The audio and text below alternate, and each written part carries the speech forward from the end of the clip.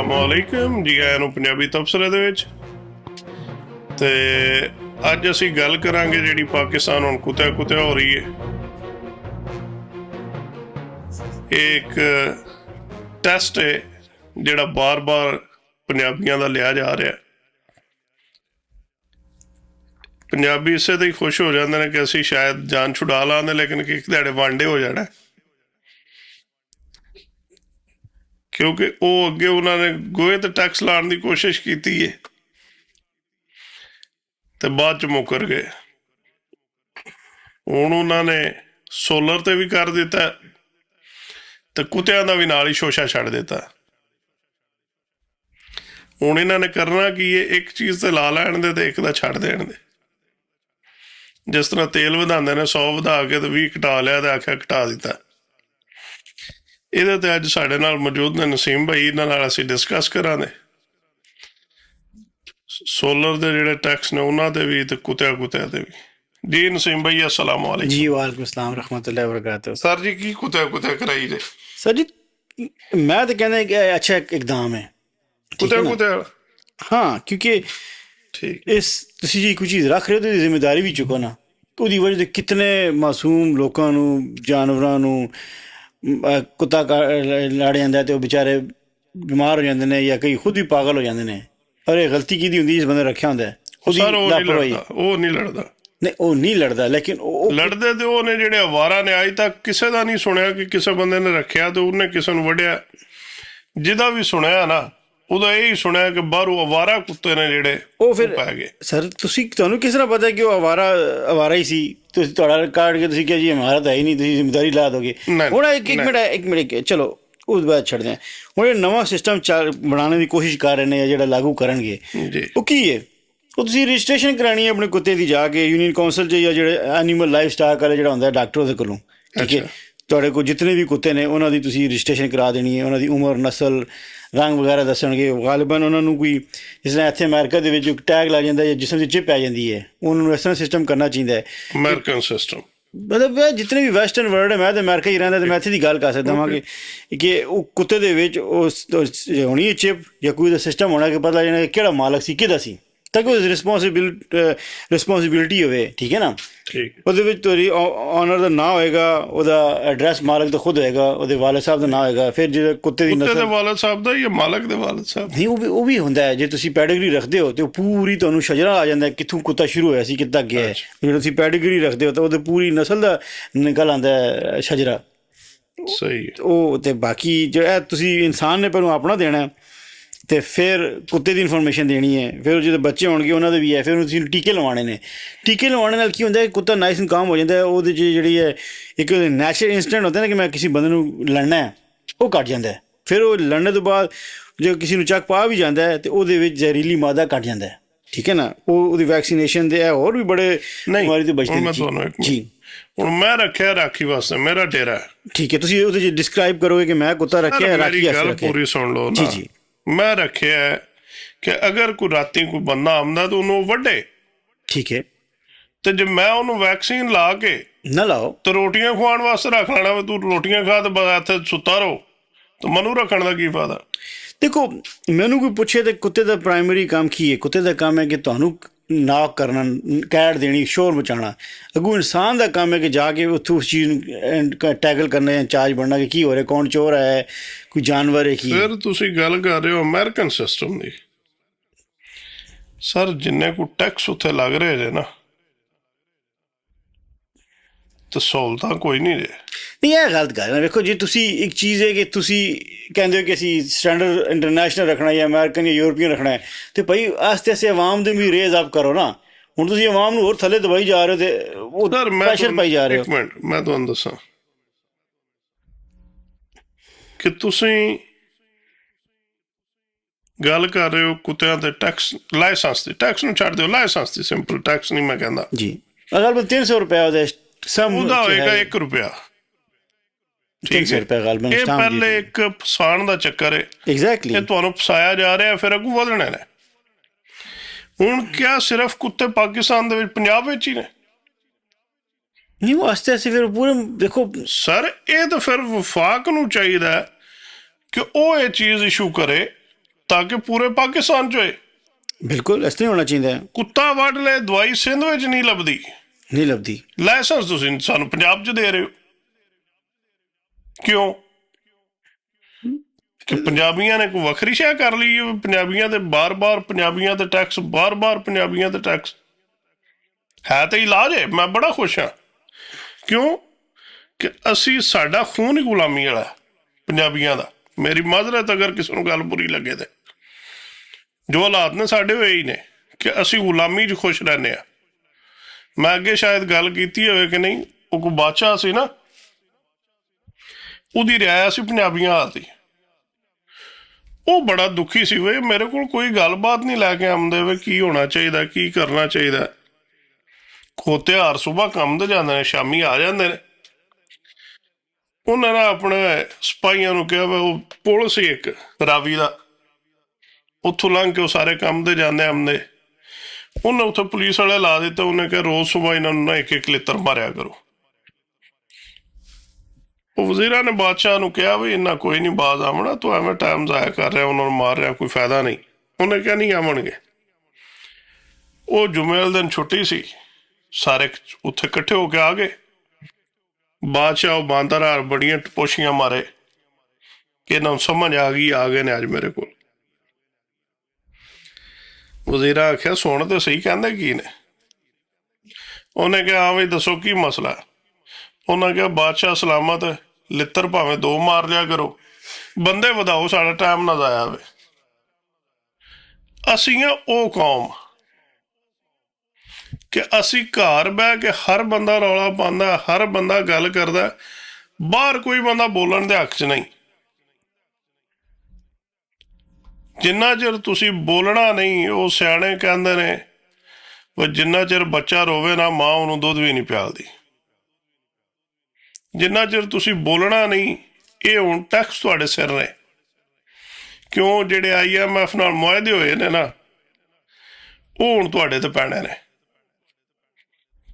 ਉਹਨੂੰ ਤੁਸੀਂ ਕੁੱਤਾ ਟੈਕਸ ਦੇ ਲਓ, ਬਿੱਲੀ ਟੈਕਸ ਕਰ ਲਓ, ਚੂਹਾ ਟੈਕਸ ਕਰ ਲਓ, ਇਹ ਭਲਕੇ ਆ ਜਾਣੇ ਨੇ ਕਿਸਾਨਾਂ ਨੂੰ। ਇਹਨਾਂ ਤੁਹਾਡੀ ਜ਼ਮੀਨ 'ਚ ਆਨੇ ਚੂਹੇ ਨੇ, ਉਹਨਾਂ ਦਾ ਵੀ ਟੈਕਸ ਦਿਓ। ਇਹ ਤੁਹਾਡੇ ਤੇ ਇਹਨਾਂ ਨੇ ਟੈਕਸ ਲਾਈ ਜਾਣੇ ਨੇ, ਤੁਸੀਂ ਬਾਜ਼ ਨਹੀਂ ਆਉਣਾ ਇਹਨਾਂ ਨੇ। ਕਿਉਂ? ਤੁਸੀਂ ਬੋਲਦੇ ਹੀ ਨਹੀਂ।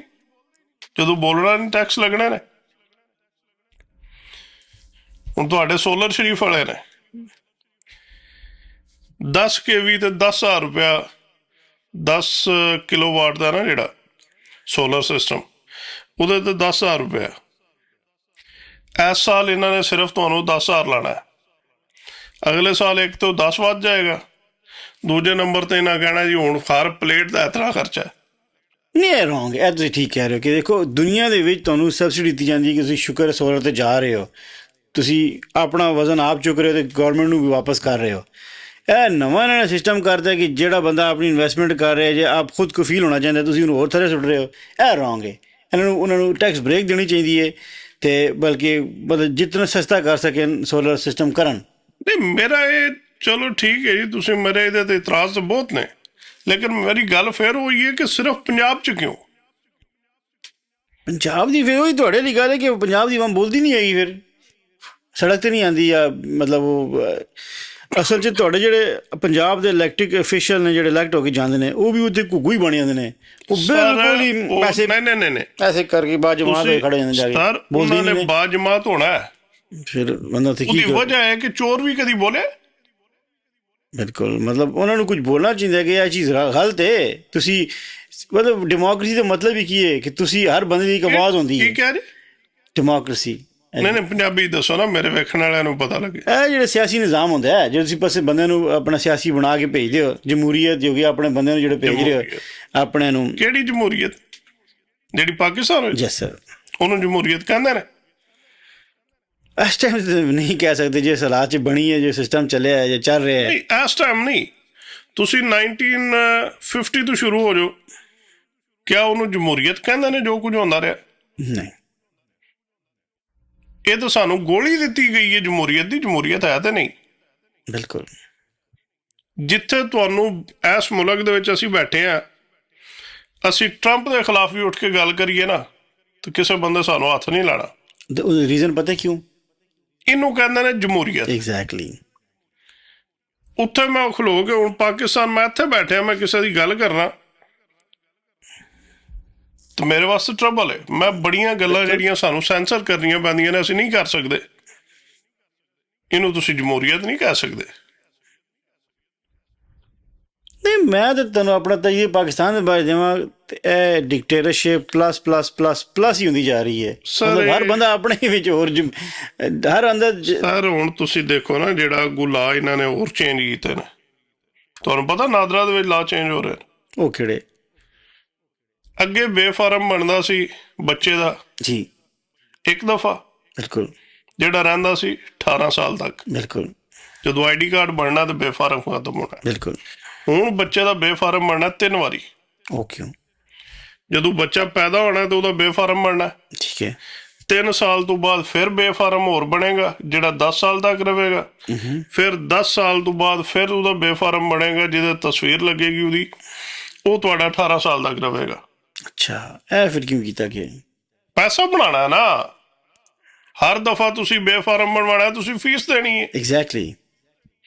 ਇਸੇ ਤਰ੍ਹਾਂ ਹੀ ਇਹਨਾਂ ਨੇ ਤੁਹਾਡੇ ਆਈਡੀ ਕਾਰਡ ਦੀਆਂ ਕੈਟਾਗਰੀਆਂ ਚੇਂਜ ਕਰ ਦਿੱਤੀਆਂ ਨੇ। ਜੇਕਰ ਅਸੀਂ ਕੋਈ ਬੜਾ ਜਨਾਬ ਇੰਝ ਰਹਿ ਰਹੇ ਹਾਂ ਯੂਰਪੀਅਨ ਕੰਟਰੀਆਂ ਦੇ ਵਿੱਚ, ਤੇ ਬੜੀਆਂ ਸਾਨੂੰ ਸਹੂਲਤਾਂ ਨੇ, ਤੇ ਉਹ ਸਾਨੂੰ ਟੈਕਸ ਦੇ ਹਿਸਾਬ ਤੇ ਕੈਟਾਗਰਾਈਜ਼ ਕੀਤਾ ਗਿਆ, ਵੰਡਿਆ ਗਿਆ ਕਿ ਇਹ ਬੰਦਾ ਇੰਨਾ ਟੈਕਸ ਦਿੰਦਾ, ਇਹਨੂੰ ਇੰਨੀਆਂ ਸਹੂਲਤਾਂ ਨੇ, ਇਹ ਬੰਦਾ ਨਹੀਂ। ਉਹ ਸਾਨੂੰ ਕੀਤਾ ਗਿਆ ਕਿ ਕਿਹੜਾ ਬੰਦਾ ਕਿਸ ਕੈਟਾਗਰੀ 'ਚ ਕਿਸ ਖਾਨੇ 'ਚ ਆਉਂਦਾ, ਔਰ ਇਹਨੂੰ ਕਿਤਨਾ ਕੁ ਤੁੰਨ ਕੇ ਰੱਖਣਾ, ਇਹਦੇ ਕੋਲ ਕਿਤਨੇ ਕੁ ਪੈਸੇ ਲੈਣੇ ਨੇ, ਉਸ ਹਿਸਾਬ ਤੇ ਤੁਹਾਨੂੰ ਕੀਤਾ ਜਾ ਰਿਹਾ। ਤੇ ਫਿਰ ਜਿਸ ਅੰਗਰੇਜ਼ ਦੌਰ 'ਚ ਗੁਲਾਮੀ ਦੇ ਤੌਰ 'ਤੇ ਸਿਸਟਮ ਰੱਖੀ, ਕੈਸ਼ ਵਾਈਜ਼ ਰੱਖਿਆ ਸੀ। ਤੁਸੀਂ ਹੋਰ ਸਾਲ ਦੋ ਅਗਰ ਇਹ ਹਕੂਮਤ ਰਹਿੰਦੀ ਹੈ ਨਾ, ਤੁਸੀਂ ਅੰਗਰੇਜ਼ ਦੌਰ ਵੀ ਭੁੱਲ ਜਾਓਗੇ। ਮੈਂ ਤਾਂ ਕਹਿੰਦਾ ਭੁੱਲੇ ਪਿਆ ਆਲਰੇਡੀ। ਤੁਸੀਂ ਹੋਰ ਭੁੱਲ ਜਾਓਗੇ। ਨਹੀਂ, ਉਸ 'ਚ ਜ਼ਿਆਦਾ ਆਜ਼ਾਦੀ ਸੀ, ਜੇ ਤੁਸੀਂ ਪੜ੍ਹ ਕੇ ਲਿਆਓ ਨਾ ਹਿਸਟਰੀ। ਆਈਏ ਹੁਣ ਤੁਸੀਂ ਕਹਿ ਰਹੇ ਹੋ ਨਾ ਕਿ ਅੰਗਰੇਜ਼ ਦੌਰ ਹੈ, ਅੰਗਰੇਜ਼ ਦੌਰ ਤੁਸੀਂ ਭੁੱਲ ਜਾਣਾ। ਇਹ ਤੁਹਾਨੂੰ ਇਸ ਤਰ੍ਹਾਂ ਕਰਕੇ ਮਾਰ ਰਹੇ ਨੇ। ਤੁਹਾਡੇ ਕਿੰਨੇ ਰਹਿ ਜਾਣਾ? ਮੀਆਂ ਗਰੁੱਪ, ਜ਼ਰਦਾਰੀ ਗਰੁੱਪ, ਫਜ਼ਲ ਰਹਿਮਾਨ, ਜਮਾਤ ਇਸਲਾਮੀ ਦੇ ਜਿਹੜੇ ਉੱਤੇ ਮਲਾਈਆਂ ਜਿਹਨਾਂ ਪੈਸਾ ਇਕੱਠਾ ਕੀਤਾ, ਕੁਰੈਸ਼ੀ, ਸ਼ਾਹ, ਗੱਦੀ ਨਸ਼ੀਨ, ਇਹ ਤੁਹਾਡੇ ਉੱਤੇ ਆ ਕੇ ਤੇ ਇਹ ਵਜ਼ੀਰ ਹੋਣਗੇ। ਤੇ ਤੁਹਾਨੂੰ ਇਹਨਾਂ ਨੂੰ ਐਸਟੈਬਲਿਸ਼ ਕਰਨ ਵਾਲਾ ਕੌਣ ਸੀ ਜਿੱਥੇ ਤੁਸੀਂ ਨਾਂ ਲਿੱਤੇ ਨੇ? ਮੋਸਟ ਆਫ ਦੈਮ ਅੰਗਰੇਜ਼ ਹੀ ਕਰ ਗਿਆ ਨਾ। ਅੰਗਰੇਜ਼ ਇਹਨਾਂ ਨੂੰ ਜ਼ਿੰਮੀਆਂ ਦੇ ਗਿਆ, ਤੇ ਅੱਜ ਵੀ ਉਹੀ ਕਰ ਰਿਹਾ ਨਾ। ਉਹੀ ਤੁਹਾਡੇ ਉੱਤੇ, ਇੱਕ ਮਿੰਟ ਮੈਂ ਦੱਸਦਾ, ਉਹਨਾਂ ਨੇ ਉਹੀ ਜਿਹੜਾ ਸਾਰਾ ਬਿਠਾ ਗਏ ਨੇ, ਉਹੀ ਜਿਹੜੇ ਖਾਨਦਾਨ ਸਨ, ਉਹੀ ਅੱਗੇ ਪਿੱਛੇ ਹੋ ਰਹੇ ਨੇ ਕਿ ਇਧਰੋਂ ਕੋਈ ਸਿਆਸਤ 'ਚ, ਕੋਈ ਪੀਰੀ 'ਚ। ਨਹੀਂ, ਤੁਸੀਂ ਕਹਿ ਰਹੇ ਹੋ ਕਰ ਗਏ। ਜੀ ਸਰ, ਅੱਜ ਵੀ ਇਹੀ ਕਰ ਰਹੇ ਨੇ। ਇਸ 'ਚ ਕੋਈ ਸ਼ੱਕ ਨਹੀਂ ਹੈ, ਹੁਣ ਜ਼ਿਆਦਾ ਹੋ ਰਿਹਾ। ਅੱਜ ਵੀ ਇਹੀ ਕਰ ਰਹੇ ਨੇ, ਬਿਲਕੁਲ, ਇਸ 'ਚ ਕੋਈ ਸ਼ੱਕ ਨਹੀਂ ਹੈ। ਭਲਾ ਹੋਵੇ ਡਾਕਟਰ ਕਦੀਰ ਖਾਨ ਦਾ, ਨਹੀਂ ਤੇ ਤੁਸੀਂ ਚਰੋ ਕਢਾਉਣ ਤਾਂ ਹੀ ਉਹ ਕੀਨੀਆ ਤੋਂ ਵੀ ਅੱਗੇ ਨਿਕਲ ਜਾਣਾ। ਉਹ ਤੁਹਾਡੇ ਨਾਲ ਤੁਹਾਡੀ ਹੋਸ਼ ਦੀ ਗੱਲ ਹੈ। ਪਠਾਨ ਆਉਂਦੇ ਅਫਗਾਨੀ, ਇੱਥੇ ਕੰਮ ਕਰਦੇ, ਉੱਥੇ ਜਾਂਦੇ ਤੇ ਉਹਨਾਂ ਦੇ 6-7 ਰੁਪਏ ਬਣਦੇ। ਜੀ ਬਿਲਕੁਲ। ਹੁਣ ਤੁਸੀਂ ਅਫਗਾਨਿਸਤਾਨ ਜਾ ਕੇ ਕੰਮ ਕਰੋ, ਵਾਪਸ ਆਓ, ਤੁਹਾਡੇ 6-7 ਬਣਨਗੇ। ਬਿਲਕੁਲ। ਤੁਸੀਂ ਸੁਪਰ ਪਾਵਰ ਹੋ, ਤੁਸੀਂ ਸੁਪਰ ਪਾਵਰ ਹੋ। ਔਰ ਉਹਦੀ ਵਜ੍ਹਾ ਪੁੱਛੋ ਕੀ ਹੈ ਤੁਹਾਡਾ ਮਿਲਟਰੀ ਸਿਸਟਮ ਹੈ, ਕਿਉਂਕਿ ਜਿਹੜਾ ਬੰਦਾ ਜਿਤਨੀ ਪਾਵਰ ਰੱਖਦਾ ਹੈ, ਖੈਰ ਉਹ ਤਲੂ ਲੈ ਕੇ ਉੱਥੇ ਤੱਕ ਜਾਂਦਾ ਹੈ, ਉਹ ਜਿਹੜਾ ਪੈਸੇ ਕਮਾਉਂਦਾ ਹੈ, ਉਹ ਬਾਹਰ ਦੇ ਮੁਲਕਾਂ 'ਚ ਜਾਂ ਇਨਵੈਸਟ ਕਰਦਾ ਜਾਂ ਬਾਹਰਲੀ ਕਰੰਸੀ ਲੈ ਕੇ ਆਪਣੇ ਕੋਲ ਰੱਖ ਰਹੇ, ਉਹ ਆਪਣੇ ਮੁਲਕ 'ਚ ਇਨਵੈਸਟ ਨਹੀਂ ਕਰ ਰਿਹਾ। ਔਰ ਤੁਹਾਨੂੰ ਐਕਸਪੈਕਟ ਕਰਦੇ ਜਿਹੜੇ ਬਾਹਰ ਮੁਲਕ ਬੈਠੇ ਨੇ, ਇਹ ਮੁਲਕ 'ਚ ਪੈਸੇ ਭੇਜਦੇ, ਮੁਲਕ ਚਲੇਗਾ। How is it possible? ਜਿਹੜੇ ਉੱਥੇ ਕਰ ਰਹੇ ਨੇ। ਹੁਣ ਪਿਛਲੇ ਦਿਨਾਂ 'ਚ ਮੈਂ ਉਹ ਕਿਤੇ ਕਰਾਚੀ ਗਏ ਨੇ, ਮੋਹਸਿਨ ਨਕਵੀ ਸਾਹਿਬ ਕਹਿੰਦੇ ਨੇ ਕਿ 100 ਅਰਬ ਰੁਪਇਆ ਬਾਹਰ ਗਿਆ, ਉਹਦੇ 'ਚ ਥੋੜ੍ਹਾ ਜਿਹਾ 10 ਅਰਬ ਵਾਪਸ ਲਿਆ, ਤੁਹਾਡਾ IMF ਦੀ ਅਗਲੀ ਕਿਸ਼ਤ ਅਸੀਂ ਵਿਖਾਣਾ ਹੈ, ਜੋ ਵੀ ਕਰਨਾ, ਨਹੀਂ ਤਾਂ ਅਸੀਂ ਪਤਾ ਨਹੀਂ 2 ਬੰਦੇ ਚੁੱਕਾਂਗੇ ਤੇ ਮਸਲਾ ਹੱਲ ਕਰ ਦੇਂਗੇ। ਜੇ ਤੁਹਾਨੂੰ ਪਤਾ ਹੈ ਕਿਤਨਾ ਗਿਆ ਤੇ ਕਿੰਨੇ ਭੇਜਿਆ, ਤੇ ਤੁਸੀਂ ਉਹਨੂੰ ਜਾਣ ਹੀ ਦਿੱਤਾ ਹੈ, ਤੇ ਜੇ ਚਲਾ ਗਿਆ ਤਾਂ ਉਹਨਾਂ ਨੂੰ ਫੜੋ ਨਾ। ਇਹ ਕੀ ਤਰੀਕਾ ਹੈ ਕਿ ਆਪ ਮਿੰਨਤਾਂ ਕਰ ਰਹੇ ਕਿ ਬਈ ਇੱਕ ਤਾਂ ਤੁਹਾਡੀ ਚੀਜ਼ ਚੋਰੀ ਹੋ ਗਈ ਹੈ, ਉਹ ਚਲੀ ਗਈ ਹੈ, ਉਹਨੂੰ ਵਾਪਸ ਮੰਗਾਉਣਾ ਸੀ, ਤੁਸੀਂ ਮਿੰਨਤਾਂ ਕਰ ਰਹੇ ਹੋ। ਕਰਾਚੀ ਬੈਠਿਆ ਉਹ ਬਿਜ਼ਨਸਮੈਨ ਹੈ। ਬਿਲਕੁਲ। ਜਿਨ੍ਹਾਂ ਨੇ ਬਾਹਰ ਟੋਰੇ ਨੇ, ਉਹ ਇਸਲਾਮਾਬਾਦ ਬੈਠੇ ਨੇ, ਉਹ ਇਸਲਾਮਾਬਾਦ ਬੈਠੇ ਨੇ। ਬਿਲਕੁਲ। ਹੁਣ ਕਰਾਚੀ ਜਾ ਕੇ ਇਹਨਾਂ ਨੇ ਗੱਲ ਕੀਤੀ ਕਿ ਉਹ ਬਿਜ਼ਨਸਮੈਨ ਹੈ ਜਿਹੜਾ, ਉਹ ਆਪਣਾ ਪੈਸਾ ਵਾਪਸ ਲਿਆਵੇ, ਜਿਹੜੇ ਇਸਲਾਮਾਬਾਦ ਵਾਲਿਆਂ ਨੇ ਟੋਰੇ ਨੇ ਉਹ ਨਾ ਲਿਆਵਣ। ਅੱਛਾ।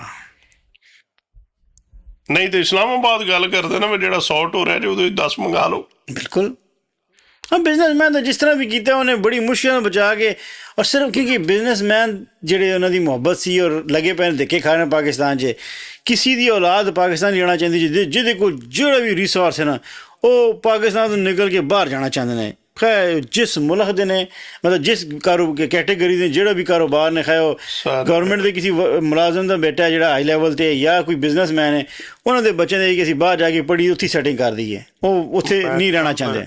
ਕੱਲ ਪੜ੍ਹ ਰਿਹਾ ਸੀ ਮੈਂ ਕਿਧਰੇ, ਜੀ ਸਰ, ਕਿ ਇਹਨਾਂ ਨੇ ਬਾਹਰੋਂ ਬੰਦਾ ਬੁਲਾਇਆ ਗੋਰਾ, ਠੀਕ ਹੈ, ਉਹਨੂੰ ਕਹਿ ਜੀ ਸਾਨੂੰ ਇਨਵੈਸਟੀਗੇਟ ਕਰਕੇ ਦੇ ਕਿ ਜਿਹੜੀ ਸਾਡੀ ਬਿਜਲੀ ਚੋਰੀ ਹੁੰਦੀ ਉਹ ਕੌਣ ਕਰ ਰਿਹਾ। ਅੱਛਾ ਠੀਕ ਹੈ। ਉਹਨੇ 6 ਮਹੀਨੇ ਲਾ ਕੇ ਸਾਰਾ ਇਨਵੈਸਟੀਗੇਸ਼ਨ ਕਰਕੇ ਉਹਨੇ ਕਿਹਾ ਜੀ 50% ਵਾਪਟਾ ਕਰ ਰਿਹਾ। ਅੱਛਾ, ਕਿਸ ਤਰ੍ਹਾਂ? ਕੁਝ ਬੰਦਿਆਂ ਨਾਲ ਇਹ ਮਿਲਿਆ ਜਿਹੜਾ ਕਰਵਾ ਰਿਹਾ, ਕੁਝ ਆਪੂ ਕਰ ਰਹੇ ਨੇ। 40% ਇੰਡਸਟਰੀ ਕਰ ਰਹੀ ਹੈ, 10% ਆਮ ਬੰਦਾ ਕਰ ਰਿਹਾ। ਤੇ ਉਹ ਜਿਹੜਾ ਆਮ ਤੋਂ ਵੀ ਆਮ ਜਿਹੜਾ ਰੈਗੂਲਰ ਬੰਦੇ ਨੇ, ਉਹ ਸਾਰਿਆਂ ਦਾ ਪੇਮੈਂਟ ਕਰ ਰਿਹਾ ਆਪਣੀ ਜੇਬੋਂ। ਜਿਹੜੇ ਤੁਸੀਂ ਤੇ ਮੈਂ ਅਸੀਂ ਉਹ ਸਾਰਿਆਂ ਦੇ ਡਿਊਜ਼ ਪੇ ਕਰ ਰਹੇ ਹਾਂ। ਪਲੱਸ ਇਹ ਜਿਹੜੇ ਇਹਨਾਂ ਨੇ ਕੰਟਰੈਕਟ ਕੀਤੇ ਨੇ 1994 'ਚ IPPs ਦੇ ਨਾਲ, ਉਹ ਕਿਸੇ ਤਰ੍ਹਾਂ ਖਤਮ ਕਰਾਉਣਾ ਚਾਹੀਦਾ, ਜਾਂ ਪਤਾ ਨਹੀਂ ਕੀ ਕਰਨ। ਸਰ ਕਿਉਂ? ਸਰ ਉਹ ਵਜ੍ਹਾ ਹੈ ਕਿ ਉਹ ਤੁਸੀਂ 45,000 ਮੈਗਾਵਾਟ ਦਾ ਪੇਮੈਂਟ ਕਰ ਰਹੇ ਹੋ, ਤੁਹਾਨੂੰ 2,000। ਭਾਈ ਜਾਨ, ਇਸੇ ਵਾਸਤੇ ਤੇ ਉਹ ਸੋਲਰ ਤੇ ਪਾਬੰਦੀਆਂ ਲਾ ਰਹੇ ਨੇ ਕਿ ਤੁਸੀਂ ਉਹ ਖਰੀਦੋ। ਐਗਜ਼ੈਕਟਲੀ। ਉਹ IPPs ਜਿਹੜੇ ਉਹ ਲੱਗੇ ਨੇ ਸਿਸਟਮ, ਉਹ ਕਿਹਦੇ ਨੇ? ਇਸਲਾਮਾਬਾਦ ਵਾਲਿਆਂ ਦੇ ਪਾਰਟਨਰਸ਼ਿਪ ਹੈ ਜ਼ਿਆਦਾਤਰ, ਇਸਲਾਮਾਬਾਦ ਵਾਲਿਆਂ ਦੇ, ਜਿਨ੍ਹਾਂ ਨੇ 100 ਅਰਬ ਬਾਹਰ ਟੁਰਿਆ। ਬਿਲਕੁਲ। ਜਦੋਂ ਉਹ ਨੇ ਤਾਂ ਉਹਨਾਂ ਦੇ ਸਿਸਟਮ 'ਚ ਤੁਸੀਂ ਬਿਜਲੀ ਨਾ ਖਰੀਦੋ, ਤੁਸੀਂ ਉਹ ਬੰਦ ਕਰਾ ਸਕਦੇ ਹੋ? ਕਦੀ ਵੀ ਨਹੀਂ ਕਰਾ ਸਕਦੇ। ਰੈਗੂਲਰ ਆਵਾਮ ਨਾਲ ਜ਼ਿਆਦਤੀ, ਜਿਹੜਾ ਗਰੀਬ ਬੰਦਾ ਹੈ, ਜਿਹੜਾ ਮਤਲਬ ਗੁਜ਼ਾਰਾ करे, और बिजली आ ही नहीं रही है पाकिस्तान जिस टाइम थे। आज मैं लोड शेडिंग हो रही है सर, लोड शेडिंग तो बहुत ही कम होया पे, आंदी नहीं है, 1 घंटा आएगी 2 घंटे चली जाएगी, तो बहुत अजीब हालात बने पे ने।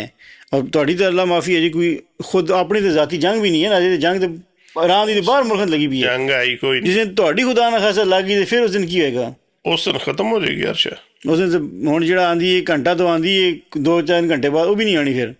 हाँ जी, तो यह ज्यादती है, जुल्म है, ये कोई सदबाब करना चाहिए, ये बारे सोचना चाहिए ने कि सर सोचना है ते अवाम ने करना है, ते अवाम ने मनु दसन की लोड़ नहीं कि उन्हें की करना है।